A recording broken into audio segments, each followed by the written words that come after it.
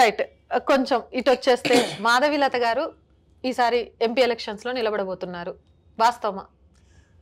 నేను నిలబడబోతున్నాను అనేది కోరిక వైజ్ నిజం, ఉద్దేశాల వైజ్ నిజం.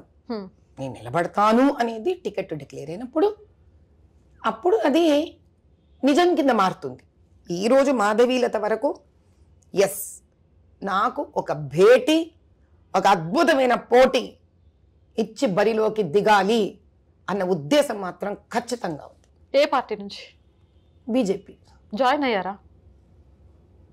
ఎందుకు నాకు అర్థం కాలేదు. దానికి ఒక ఆలోచనకి సంబంధం ఏమిటో అంటే కాదు కదా, మీరు బీజేపీ నుంచి బరిలో దిగాలి అనుకున్నప్పుడు మంత్స్ లో ఎలక్షన్స్ ఉన్నాయి కాబట్టి జాయిన్ అయ్యారా లేదా పార్టీలో? అసలు అవన్నీ మనకు సంబంధం లేదు. నేను ఇంకా ప్రజల మధ్యలోకి వెళ్ళి కార్యక్రమాలు చేస్తూనే ఉన్నానా లేదా అనేది ముఖ్యం.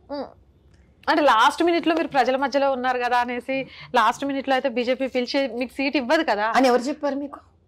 ఎవరు చెప్పారు? అంటే పిలిచి ఇచ్చేస్తుందా? మోదీ గారు లాంటి అద్భుతమైన నాయకుడి ఆధ్వర్యంలో నిజంగా కష్టపడే వాళ్ళకి సీట్ రాదని మీరు అనుకుంటున్నారు, నేను అనుకోవట్లా. అందులో ఉన్న వాళ్ళు కాదని నేను పని చేసుకుంటూనే వెళ్తాను, ఆ పార్టీలో జాయిన్ అవను, సీట్ విషయం వచ్చేసరికి అని అంటే యాక్సెప్ట్ చేస్తారా అనేది నేను అడిగేస్తాను.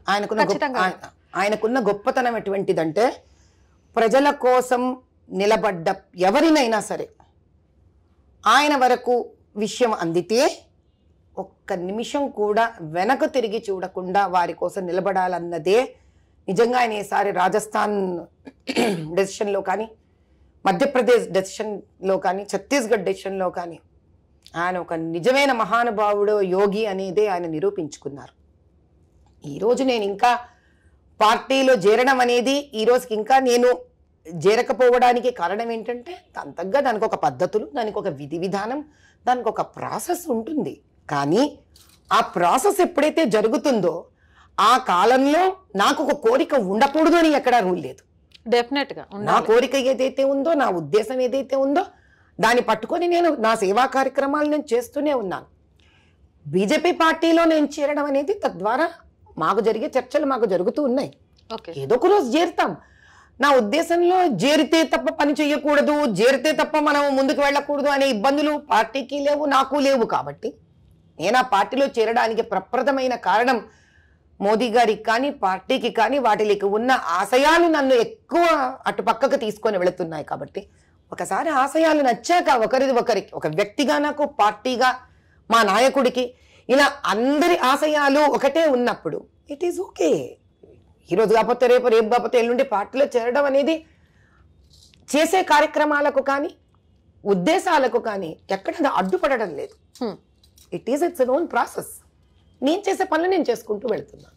ఒకవేళ ఏదైనా సరే పని స్టార్ట్ చేసామంటే కీడెంచి మేలెంచాలి అని చెప్తూ ఉంటారు ప్రతి దాంట్లో కూడా. సరే, బై బీజేపీ అక్కడ నుంచి మీకు ఛాన్స్ ఇవ్వను అంటే మీరు ఇండివిజువల్ గా అయినా సరే ఓల్డ్ సిటీ మీరన్న వాళ్ళ కోసం బరిలో దిగి నిలబడతారా, లేకపోతే రాలేదు బీజేపీ నుంచి అని పక్క తప్పుకుంటారా? అంత పరిస్థితి వచ్చేంత వరకు నేను ఇలాంటివి ఎప్పుడు యూజువల్లీ ఆలోచించను తల్లి. బీజేపీ నాకు టికెట్ ఇవ్వదని కానీ, ఇవ్వట్లేదని కానీ, ఇవ్వని పరిస్థితి కనుక వచ్చిన రోజు ఆలోచిస్తాను. కానీ నేను కీడుని వెంటనే ఆలోచించే వ్యక్తిని కాదు కాబట్టి మేలు చేసుకుంటూ వెళ్ళిపోతున్నాను. కీడు ఆలోచించడం మొదలు పెట్టాను అనుకో, నాకంతా కీడు కీడు కీడ కనిపిస్తుంది. ఎందుకంటే పచ్చకామర్లు వచ్చిన వాడి ప్రపంచం అంతా పచ్చగానే కనిపిస్తుంది. సో నేను కీడు చూడను.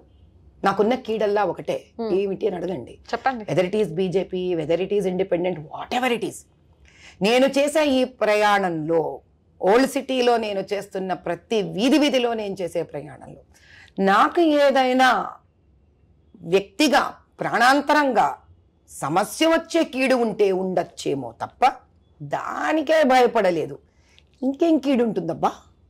ఇంకో కీడు ఉంటది అని నేను చెప్పలేదు. ఒకవేళ బీజేపీలో రాకపోతే ప్రజల కోసం అని ఇండిపెండెంట్ గా అయినా మీరు నిలబడతారా, లేకపోతే ఆలోచన చేస్తారా అప్పుడు అనేది మాత్రమే. చాలా బాగా అడిగారు. నేను ఏదన్నా పరీక్షలకు ఫెయిల్ అయితే ఏం చేద్దామని చదవనమ్మా.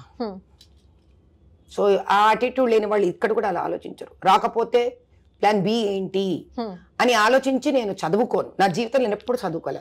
ఫెయిల్ అయిపోతే నా నెక్స్ట్ నా పరిస్థితి ఏంటి, నేను అలా పని చెయ్యను. ప్రజలు నన్ను యాక్సెప్ట్ చేయకపోతే నా పరిస్థితి ఏంటి, నేను అలా ఆలోచించుకున్నప్పుడు పని చేయను.